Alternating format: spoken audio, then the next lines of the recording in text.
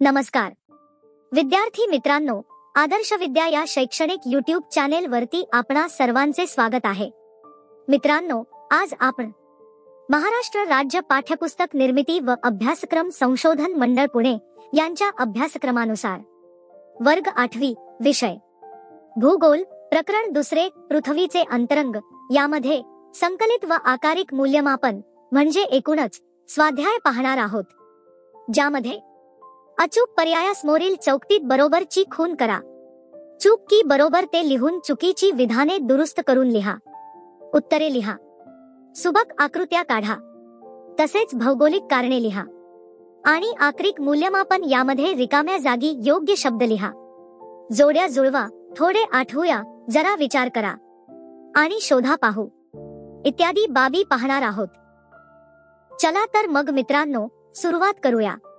प्रश्न पहिला, अचूक पर्यायासमोरील चौकटीत बरोबर अशी खूण करा।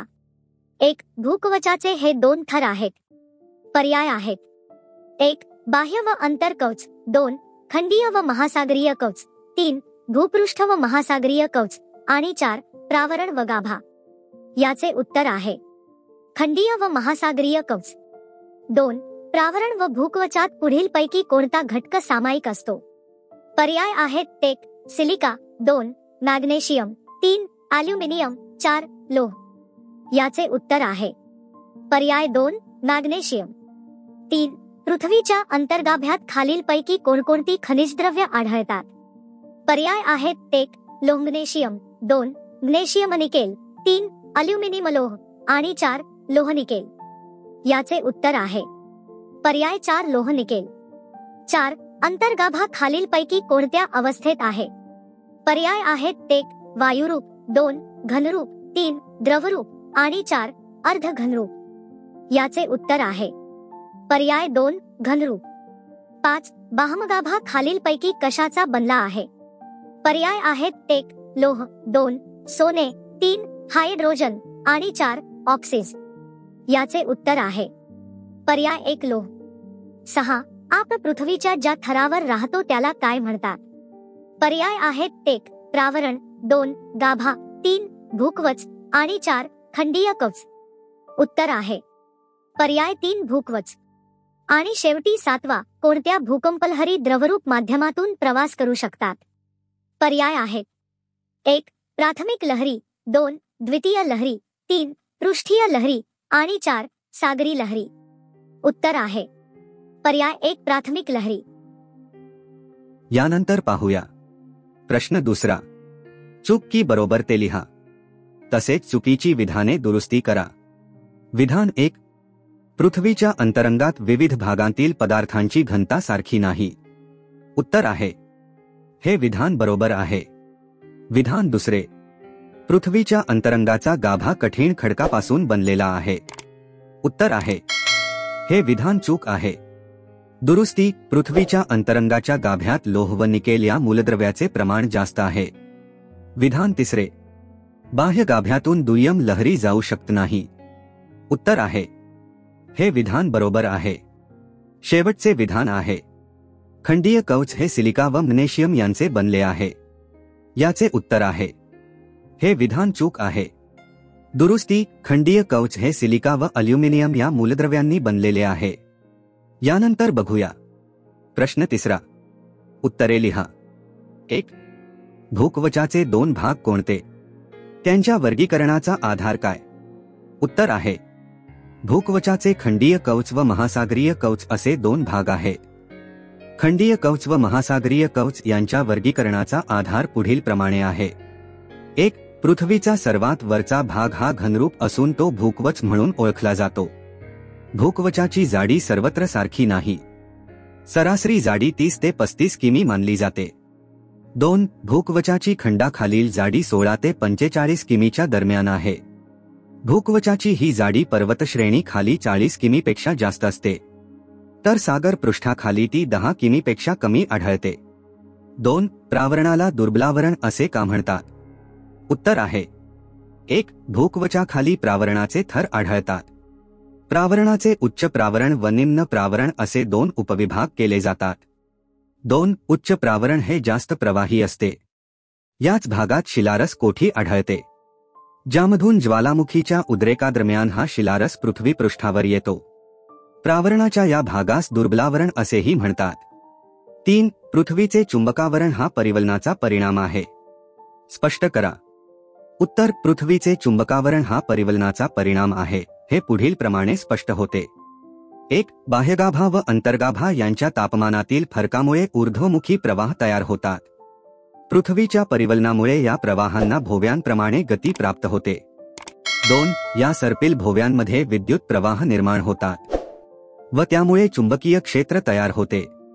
यालाच भूजनित्र असेही संबोधले जाते.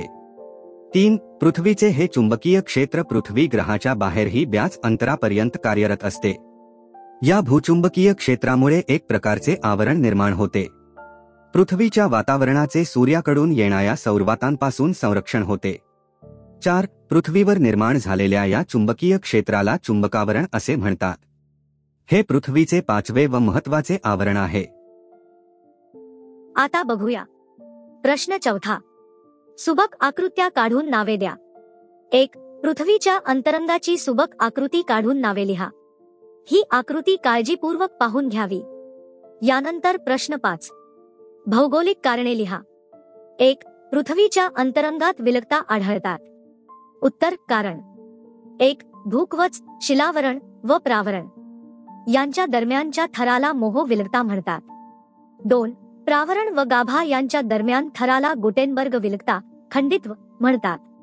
यावरून हे सिद्ध होते की पृथ्वीच्या अंतरंगात विलगता आढळतात. 2.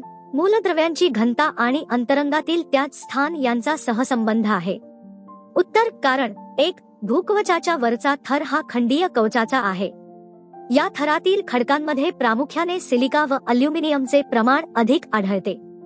ही मूलद्रव्ये वजनाने हलकी असल्याने भूकवचाच्या वरच्या भागात असतात. यांचा सियाल असा उल्लेख केला जातो. 2. भूकवचाच्या खालील थरास महासागरीय कवच आहे. या थरातील खडक सिलिका व मॅग्नेशियमच्या संयुगाने बनलेले आहेत. हा थर खंडीय कवचापेक्षा जड असतो. याचा सायमा असा उल्लेख केला जातो. 3.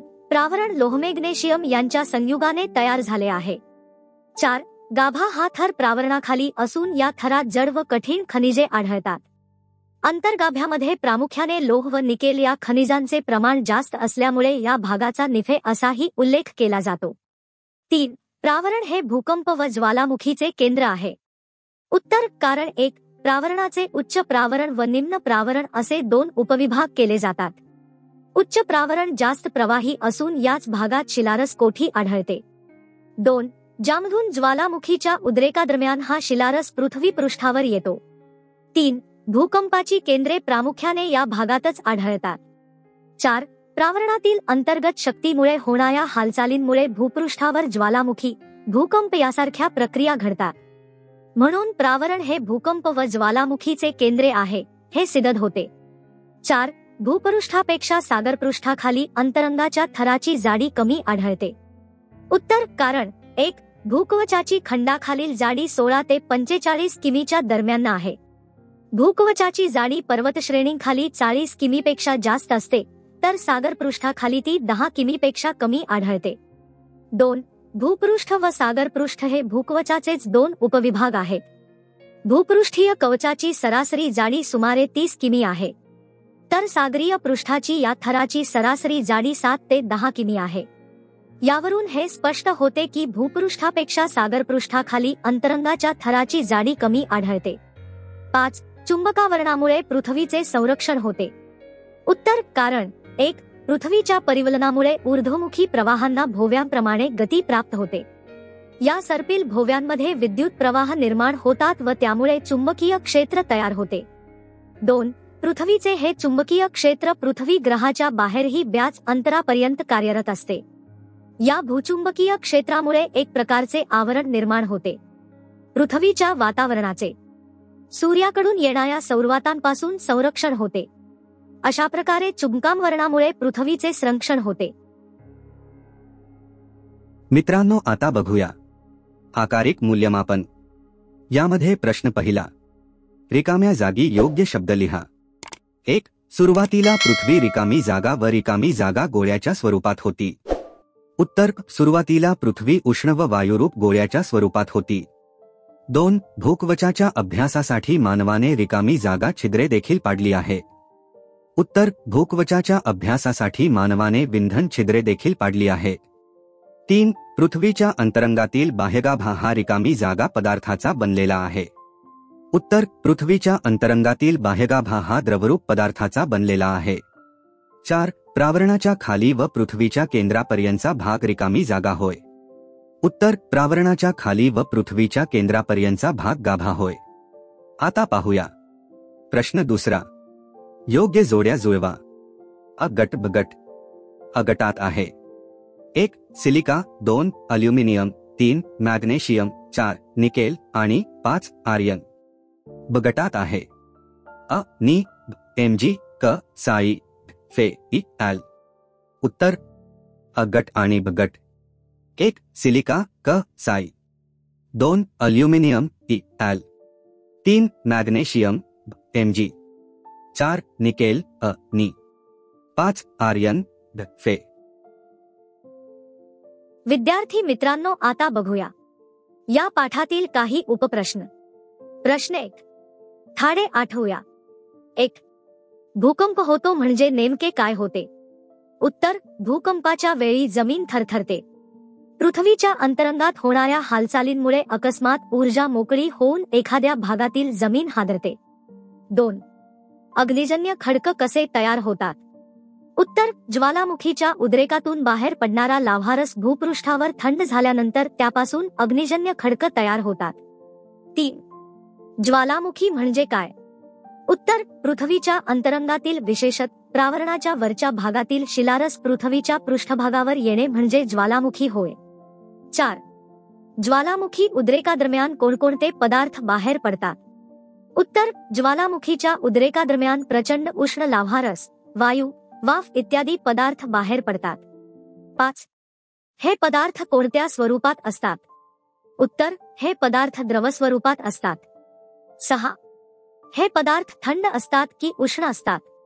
का? उत्तर हे पदार्थ उष्ण असतात. कारण पृथ्वीचा अंतर्गाभा हा उष्ण व प्रवाही आहे. यानंतर प्रश्न 2. जरा विचार करा. पृथ्वीचे अंतरंग कसे असेल याबद्दल 10 ते 12 वाक्ये लिहा. उत्तर भूकंप तरंग किंवा लहरी यांच्याद्वारे पृथ्वीच्या अंतरंगाची रचना समजून घेता येते. पृथ्वीच्या अंतरंगाचे 3 विभाग केले जातात. 1. शिलावरण किंवा भूकवच. 2. मध्यावरण किंवा प्रावरण. 3. गाभा. 4. भूकवच किंवा शिलावरण भूपृष्ठालगतचा सुमारे 16 ते 33 किमी जाडीचा हा पातळ थर असून त्यात ग्रॅनाइटचे प्रमाण जास्त आहे. या थरात सिलिका, साई व अल्युमिनियम, एल या हलक्या धातूंचे प्रमाण जास्त असते. या थराची घनता 2.6 ते 2.7 आहे. 5. मध्यावरण किंवा प्रावरण भूकवचानंतर 2900 किमी पर्यंतच्या थराला मध्यावरण किंवा प्रवरण असे म्हणतात. या थरात बेसाल्ट खडक आढळतो. तसेच या थरात सिलिका, मॅग्नेशियम या धातूंचे प्रमाण जास्त असते. या थराची घनता 3 ते 4.7 ग्रॅम आहे. 6. गाभा पृथ्वीच्या केंद्राजवळचा हा गाभ्याचा भाग 2900 किमी ते सुमारे 3400 किमी जाडीचा असून त्यात निकेल, नी व फेरस लोखंड, फे या जड धातूंचे प्रमाण जास्त आहे. म्हणून त्यास निफे असे म्हणतात. आत्यंतिक चुंबकत्व आणि लवचिकता हे याचे गुणधर्म आहेत. या अतितप्त घनभागाची घनता 13 पेक्षा अधिक आहे. गाभ्याने पृथ्वीच्या अंतरंगाचा जवळजवळ 1/3 भाग व्यापला आहे. आणि आता हा शेवटचा प्रश्न पाहूया. प्रश्न 3. शोधा पाहू. जागतिक वसुंधरा दिन म्हणजे काय? तो कशासाठी साजरा करतात? उत्तर वसुंधरा दिन हा पर्यावरणविषयक कार्यक्रमांना पाठबळ देण्याचा पाया आहे. त्यामुळे पर्यावरण संवर्धनाच्या सार्वजनिक वचनबद्धतेला पुन्हा एकदा संजीवनी मिळते. हा दिन साजरा करण्यामुळे जगभर व्यापक वैविध्यपूर्ण कार्यक्रम आणि उपक्रम राबविण्यासाठी सामाजिक चालना मिळते. वसुंधरा दिन हा जगातील सर्वाधिक मोठा कार्यक्रम आहे. गेल्या 45 वर्षापासून दरवर्षी 23 एप्रिल हा दिवस वसुंधरा दिन म्हणून जगभर साजरा केला जातो. 1970च्या दशकामधील आधुनिक पर्यावरण चळवळीचा जन्म हा दिवस साजरा करण्यातूनच झाला. विद्यार्थी मित्रांनो, आपण हा व्हिडिओ शेवटपर्यंत पाहिल्याबद्दल खूप खूप धन्यवाद. हा व्हिडिओ आवडल्यास आपल्या इतरही मित्रांबरोबर शेअर करा आणि आपल्या आदर्श विद्या या चॅनलला सबस्क्राइब करायला विसरू नका. धन्यवाद. हॅलो प्रिय सबस्क्रायबर, या व्हिडिओ संदर्भात किंवा पाठासंदर्भात कोणतीही समस्या किंवा अडचण असल्यास कमेंट करा. कृपया व्हिडिओला लाईक आणि चॅनलला सबस्क्राइब करून आपल्या मित्रांना पाठवा. आपण इथं थांबूया. खूप खूप धन्यवाद.